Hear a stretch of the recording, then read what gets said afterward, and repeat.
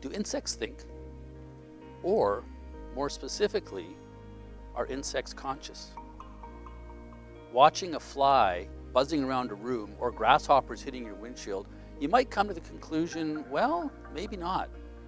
But insects can do some complex things. For example, flight control is very difficult, yet insects do it very well. Just observe a dragonfly hovering and even flying backwards. Even if we had wings, our visual system is probably too slow for the control required to prevent us from crashing.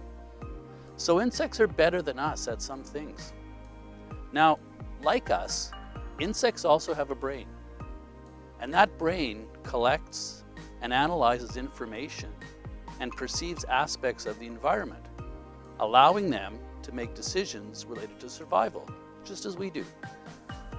But while it is a relatively small brain, it successfully controls complex things. Within the insect brain are analogous structures that are comparable to those found in other animals, including us. For example, our midbrain is thought to be responsible for the basic capacity of subjective experience. Recent techniques that map the insect brain suggest that there are regions that perform similar functions of our midbrain.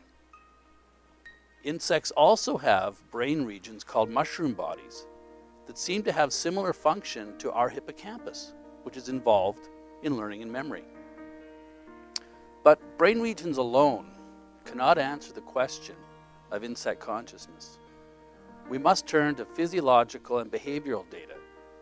Studies have shown that bees can recognize individual human faces and distinguish abstractions between paintings by Monet or Picasso. And remarkably, bees can also use tools to carry out a task. So, by asking the right questions, we can begin to uncover whether insects exhibit complex neural processing that we may associate with consciousness. The benefit of studying complex neural processing in insects is that while their behaviors can be complex, their nervous systems are tractable. That is, we know from individual to individual what certain neurons are, and so we can gather data on activity of single cells and the role they play in these complex behaviors.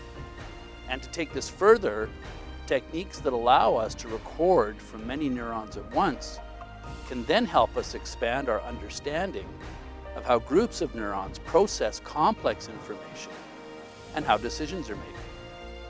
A practical aspect to studying complex neural processing in insects is robotics. If we can understand how this biological system can make decisions on the order of thousandths of a second, we can incorporate these computations into artificial systems to provide faster and more robust tasks. So to come back to the original question, do insects think? Well, I think they might, and this is part of what we study in my lab in the Department of Biology.